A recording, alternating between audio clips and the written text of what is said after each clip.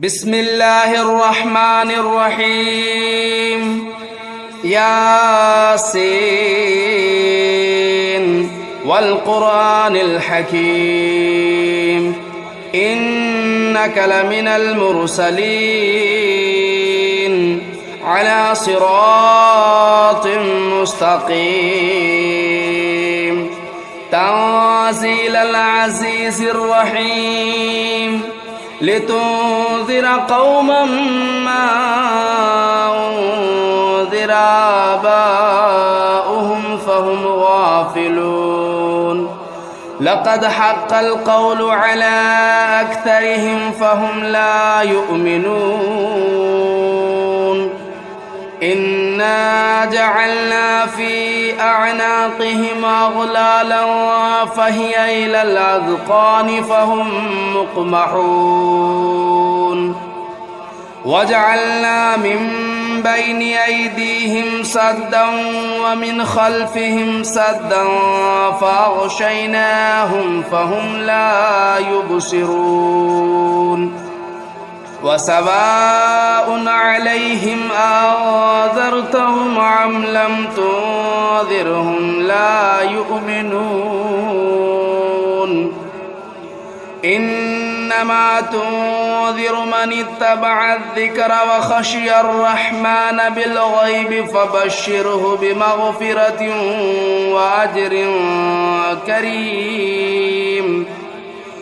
إنا نحن نحيي الموتى ونكتب ما قدموا وآثارهم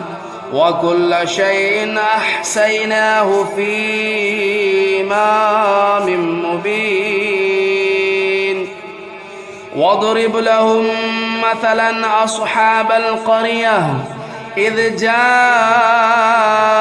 المرسلون إذا أرسلنا إليهم اثنين فكذبوهما فعززنا بثالث فقالوا إنا إليكم مرسلون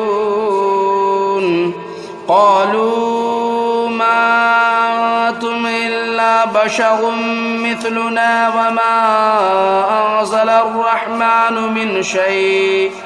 من شيء إن أنتم إلا تكذبون قالوا ربنا يعلم إنا إليكم لمرسلون وما علينا إلا البلاغ المبين قالوا إنا تطيرنا بكم لئن لم تنتهوا لنرجمنكم وليمسنكم منا عذاب أليم قالوا طائركم معكم أئن ذكرتم بل أنتم قوم مسرفون وجاء من أقصى المدينة رجل يسعى قال يا قوم اتبعوا المرسلين اتبعوا من لا يسألكم أجرا وهم مهتدون وما لي لا أعبد الذي فطرني وإليه ترجعون أتخذوا من دونه آلهة إن يردني الرحمن بضر لا تغن عني شفاعتهم شيئا ولا ينقذون إني إذا لفي ضلال مبين إني آمنت بربكم فاسمعون قيل ادخل الجنة قال يا ليت قومي يعلمون بما غفر لي ربي وجعلني من المكرمين وما أنزلنا على قومه من بعده من جود من السماء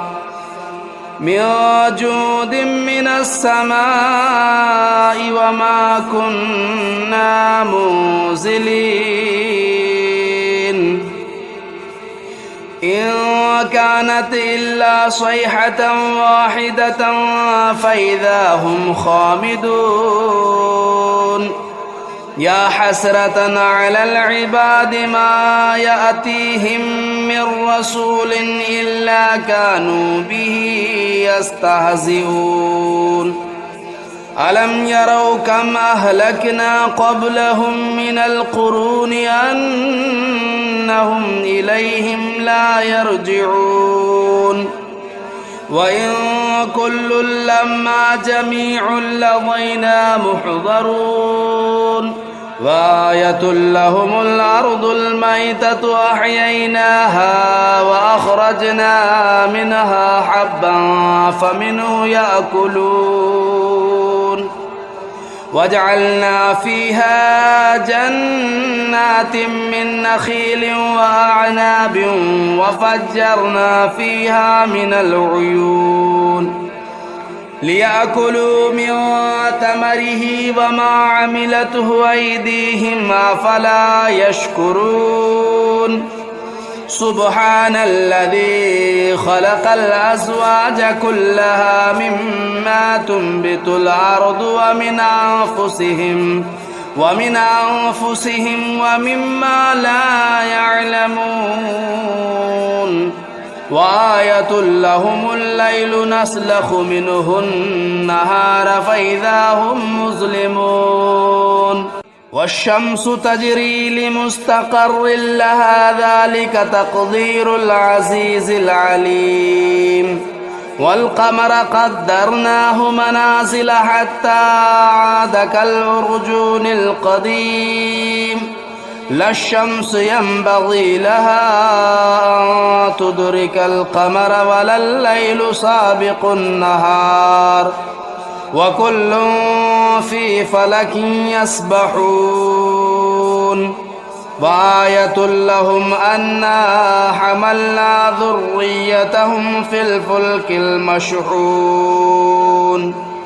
وخلقنا لهم من مثله ما يركبون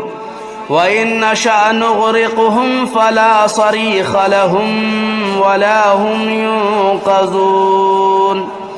إلا رحمة منا ومتاعا إلى حين وإذا قيل لهم اتقوا ما بين أيديكم وما خلفكم لعلكم ترحمون وما تأتيهم من آية من آيات ربهم إلا كانوا عنها معرضين وإذا قيل لهم أنفقوا مما رزقكم الله قال الذين كفروا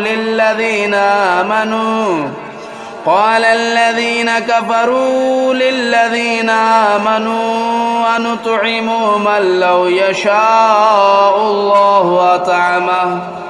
إن أنتم إلا في ضلال مبين ويقولون متى هذا الوعد إن كنتم صادقين ما ينظرون إلا صيحة واحدة تأخذهم وهم يخصمون فلا يستطيعون توصية ولا إلى أهلهم يرجعون ونفخ في الصور فإذا هم من الأجداث إلى ربهم ينسلون قالوا يا ويلنا من بعثنا من مرقدنا هذا ما وعد الرحمن وصدق المرسلون إن كانت إلا صيحة واحدة فإذا هم جميع لدينا محضرون فاليوم لا تظلم نفس شيئا ولا تجزون إلا ما كنتم تعملون إن أصحاب الجنة اليوم في شغل فاكهون هم وأزواجهم في ظلال على الأرائك متكئون لهم فيها فاكهة ولهم ما يدعون سلام قولا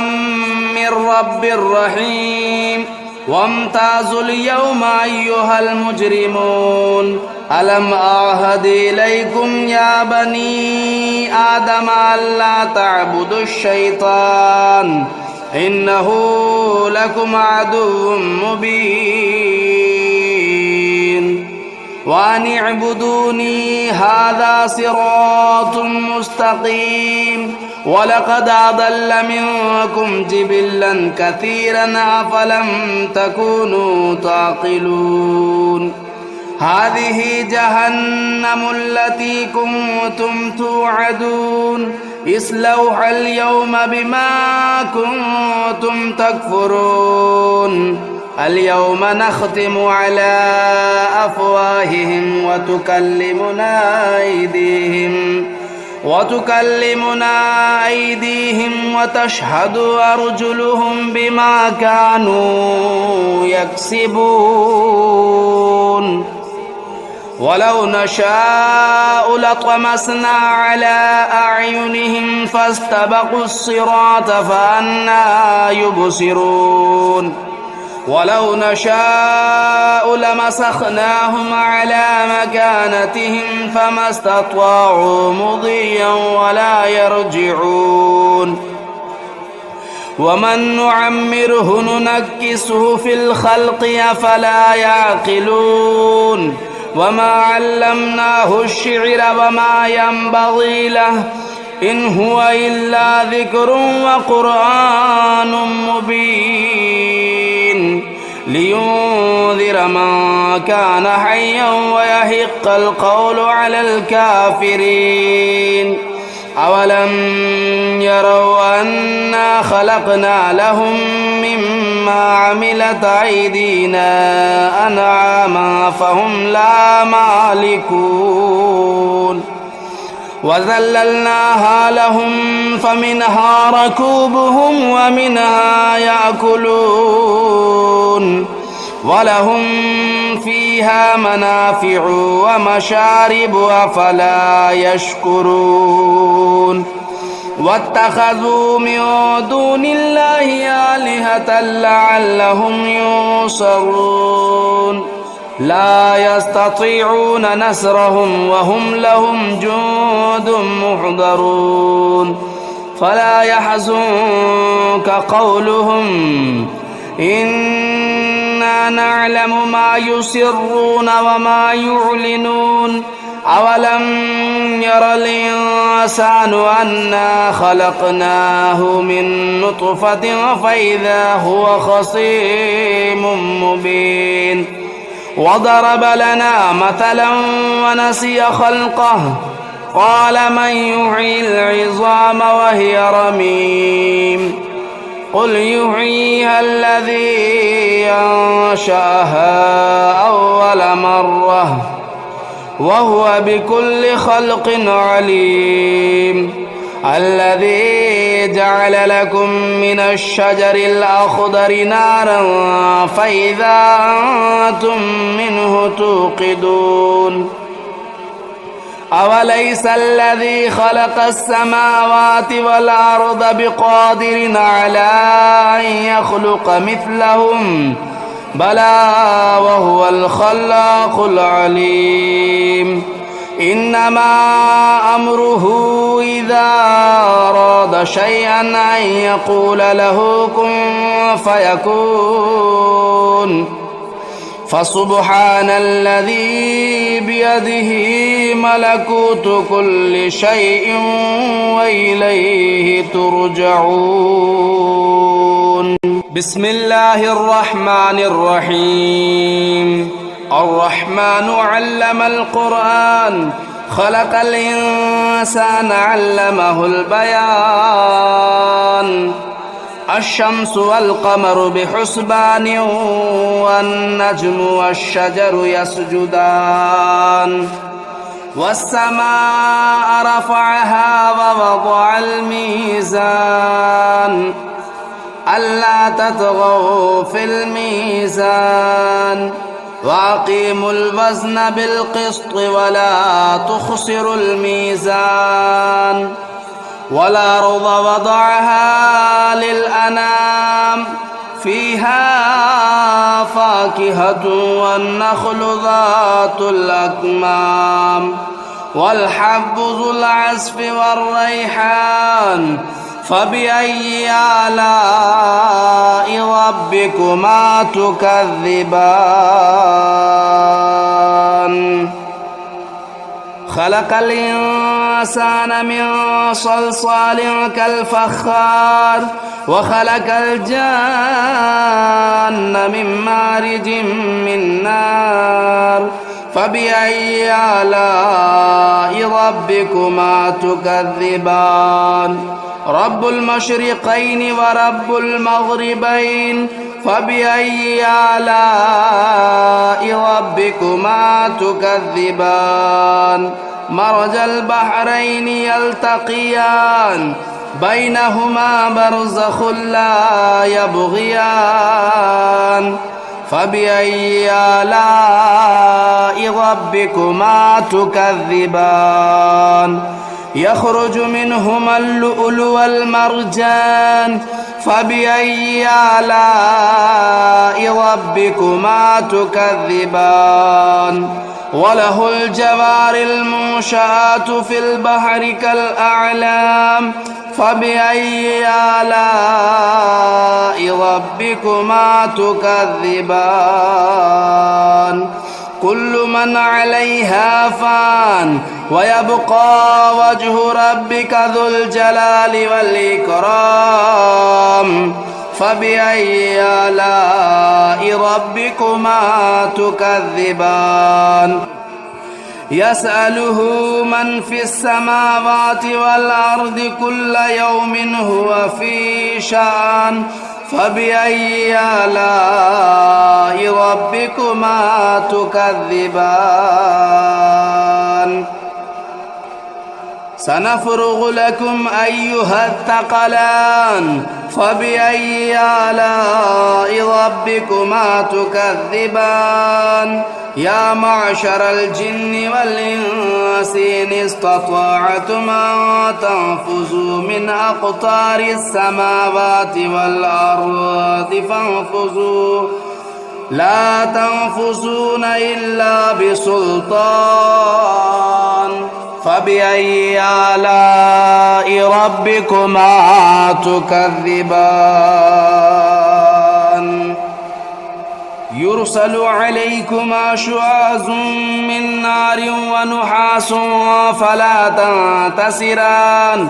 فبأي آلاء ربكما تكذبان فإذا انشقت السماء فكانت وردة كالدهان فبأي آلاء ربكما تكذبان فيومئذ لا يسأل عن ذنبه إنس ولا جان فبأي آلاء ربكما تكذبان يعرف المجرمون بسيماهم فيؤخذوا بالنواصي والأقدام فبأي آلاء ربكما تكذبان هذه جهنم التي يكذب بها المجرمون يطوفون بينها وبين حميم آن فبأي آلاء ربكما تكذبان ولمن خاف مقام ربه جنتان فبأي آلاء ربكما تكذبان ذوات أفنان فبأي آلاء ربكما تكذبان فيهما عينان تجريان فبأي آلاء ربكما تكذبان فيهما من كل فاكهة زوجان فبأي آلاء ربكما تكذبان متكئين على فرش بطائنها من استبرق وجنى الجنتين دان فبأي آلاء ربكما تكذبان فيهن قاصرات الطرف لم يطمثهن إنس قبلهم ولا جان فبأي آلاء ربكما تكذبان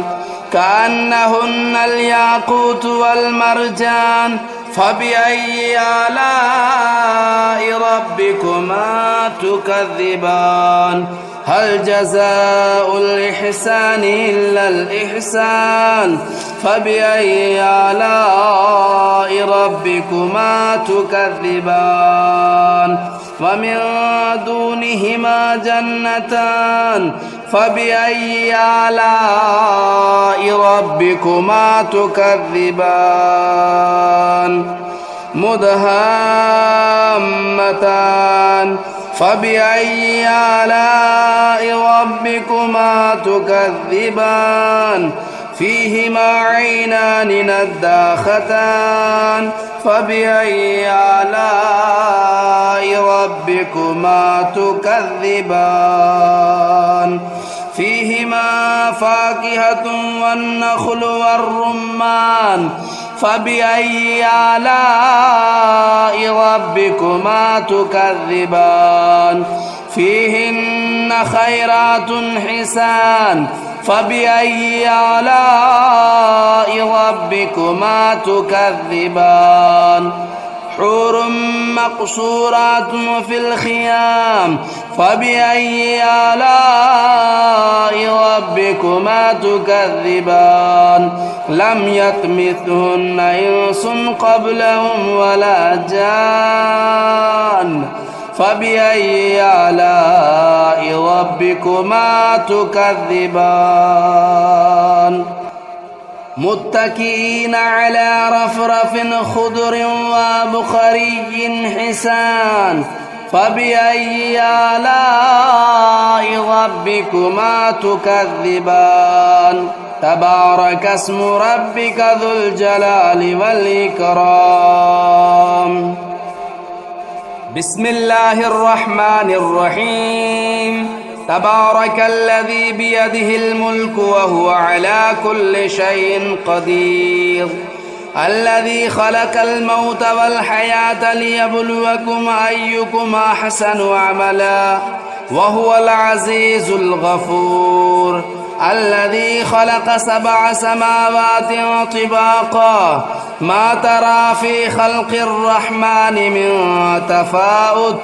فارجع البصر هل ترى من فتور ثم ارجع البصر كرتين ينقلب إليك البصر خاسئا وهو حسير ولقد زينا السماء الدنيا بمصابيح وجعلناها رجوما للشياطين وأعتدنا لهم عذاب السعير وللذين كفروا بربهم عذاب جهنم وبئس المصير إذا ألقوا فيها سمعوا لها شهيقا وهي تفور تكاد تميز من الغيظ كلما ألقي فيها فوج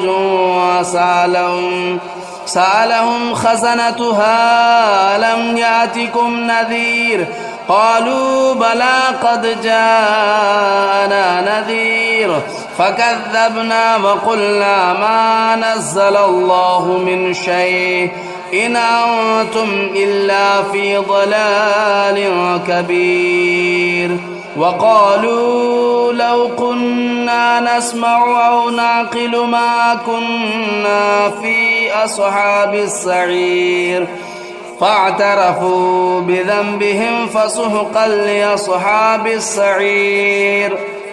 إن الذين يخشون ربهم بالغيب لهم مغفرة وأجر كبير وأسروا قولكم أو اجهروا به إنه عليم بذات الصدور ألا يعلم من خلق وهو اللطيف الخبير هو الذي جعل لكم الأرض ذلولا فامشوا في مناكبها وكلوا من رزقه وإليه النشور أأمنتم من في السماء أن يخسف بكم الأرض فإذا هي تمور أم أمنتم من في السماء أن يرسل عليكم حاصبا فستعلمون كيف نذير ولقد كذب الذين من قبلهم فكيف كان نكير أولم يروا إلى الطير فوقهم صافات ويقبضن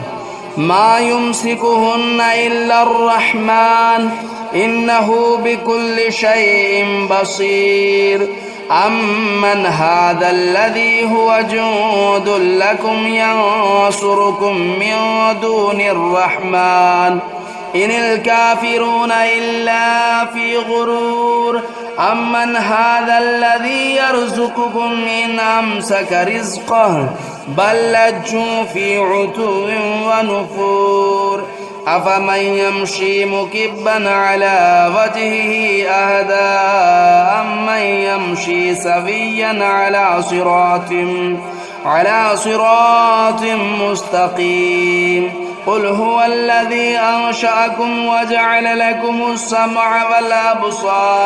والأبصار والأفئدة قليلا ما تشكرون قل هو الذي ذرأكم في الأرض وإليه تهشرون ويقولون متى هذا الوعد إن كنتم صادقين قل إنما العلم عند الله وإنما أنا نذير مبين فلما رأوه زلفة سيئت وجوه الذين كفروا وقيل هذا الذي كنتم به تدعون قل أرأيتم إن أهلكني الله ومن معي أو رحمنا فمن يجير الكافرين من عذاب أليم قل هو الرحمن آمنا به وعليه توكلنا فستعلمون من هو في ضلال مبين قل أرأيتم إن أصبح ماؤكم غورا فمن يأتيكم بماء معين